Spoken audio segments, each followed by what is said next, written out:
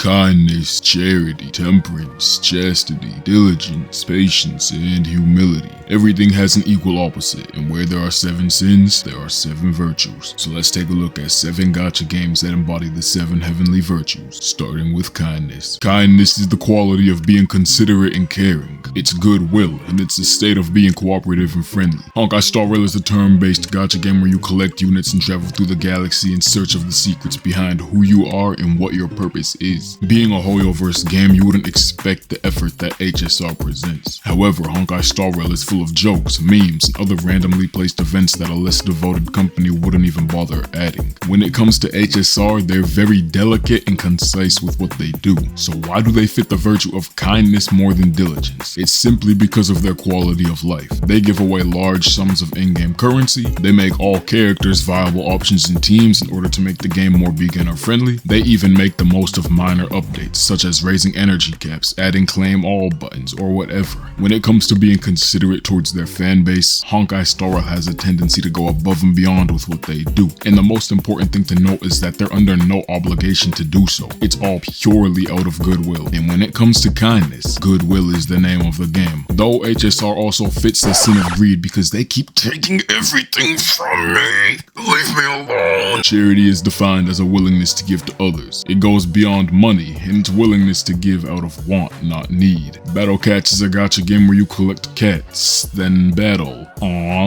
look at the little kitty witty itty itsy bitsy spider went up the water. Alright, you know what? I don't use scripts when I record these videos, believe it or not. I just put on a commentator voice and then start talking about random things. So stuff like this is completely off the dome, and usually I edit parts like these out of the videos, but I'm gonna leave this in just to let y'all know what goes on behind the scenes.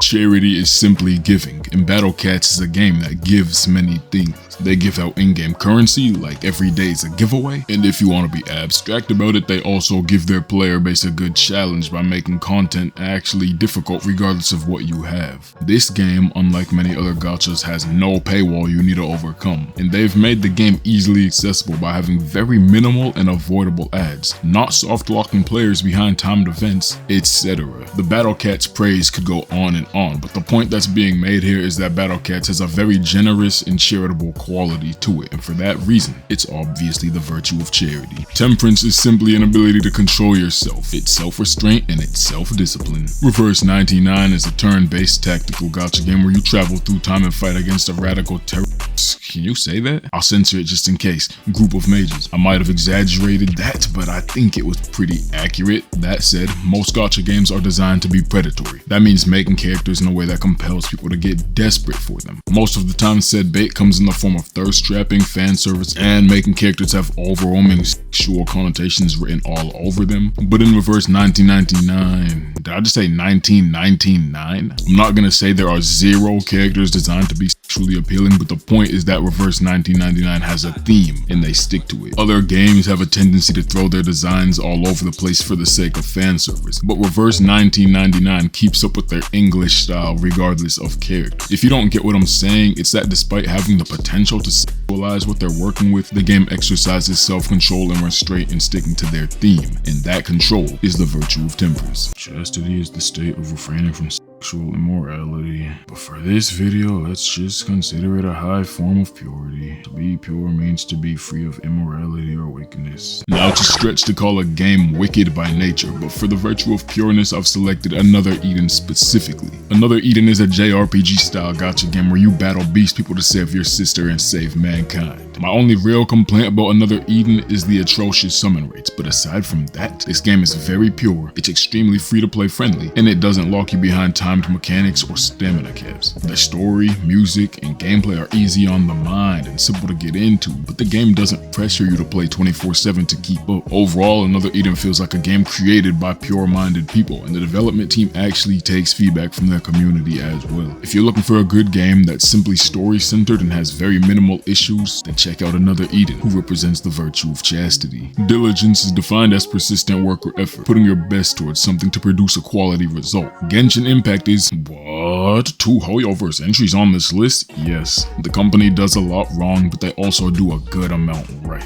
Just because somebody or something embodies a sin doesn't mean that they become disqualified from any virtuous qualities. And so, while Genshin did make a placement in the last video, I'm also sticking them into a spot here. Obviously, it has nothing to do with their weak events, weak rewards, or even weak gameplay mechanics, because there's not much diligent work to consider there. Genshin's case for diligence comes in the form of their world building. Characters are very well designed and range anywhere from cinnamon rolls, to kawaii best friends, to wholesome best friends, to ride or die best friends, to mommy, to literal mother mommy, to epic mommy. To these absolute legends, Genshin Impact has a lot of gameplay issues, but their world building is something I've never once had a problem with. It's colorful and vibrant at some times, while also dark and ominous at others. The story is very good. Can it improve? Sure. But if you call the story trash, then you're just hating. In their cutscenes, their cinematics, great. The game has tons of lore, and while I do think Genshin's gameplay has much room to improve, the story, world, and characters are the visible proof of diligence put into this game.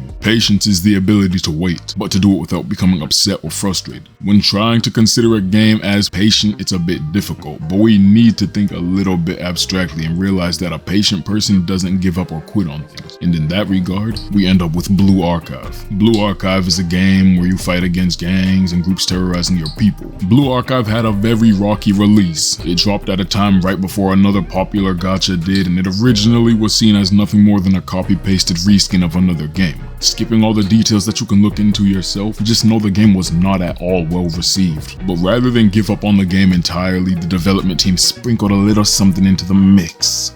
Care. Despite the poor reception, the team didn't get frustrated, didn't get angry, and they pushed out events, gameplay changes, quality of life updates, and even found loopholes to keep their game exactly as they wanted it to be while avoiding censorship. It would have been very easy to give up on the project, but instead they kept up their work. That is the virtue of patience. To define humility, let's first define pride. Pride is a deep feeling of pleasure or satisfaction from your own accolades. It's believing yourself to be better than you are, having a too high of opinion on yourself, and not judging yourself fairly. And well, humility is the opposite of that. Now for this game, I'm gonna take you all way back. For some of you, this game is before your time. I played this back when I was in like middle school. Monster Strike is a gacha game somewhat similar to ice hockey or pool billiards. You summon units which come in the form of pucks, and you battle by flinging them around the stage. It's very simple and easy to understand, yet extremely addictive, and even requires a little bit of strategy. Now I don't know if this game even still exists, but when it did, it certainly embodied humility. The reason being that to be humble, there are a few qualities to possess. Contentment with where you are? Check. Selflessness as a result of lacking ego? Check. And here's a big one, approachability. You see, some gacha games can be a bit much to get into, but Monster Strike was so simple and modest with their gameplay, rewards, and free-to-play mindset that it was easily one of, if not the, most beginner-friendly gacha game to ever do it. Now after doing some research, I've learned that the reason for their shutdown was due to mismanagement by the development team on the global side of things that regressed instead of progressed. That said, Monster Strike may have fumbled their humility before their death, but while it was alive and well, there weren't many gacha games out there with a more humble approach to gaming. And so Monster Strike, at its peak, is the virtue of humility. What games would you substitute in for any of these 7 heavenly virtues? You can go find these games through a quick Google search because it makes no sense for me to link them in the description. Sub up and comment more video ideas, and go check out the other videos from this series as well if you feel like it. I'm gonna catch y'all boys and girls in the next one, alright? We out this piece.